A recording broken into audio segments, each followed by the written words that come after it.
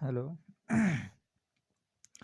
আজকে দুটো stop loss hit হয়েছে। ফার্স্টে ভেলে ছিল, ফার্স্ট অর্ডার 50টা কোয়ান্টিটি ছিল 179.45, স্টপ লস এক্সিকিউট হয়ে যায়।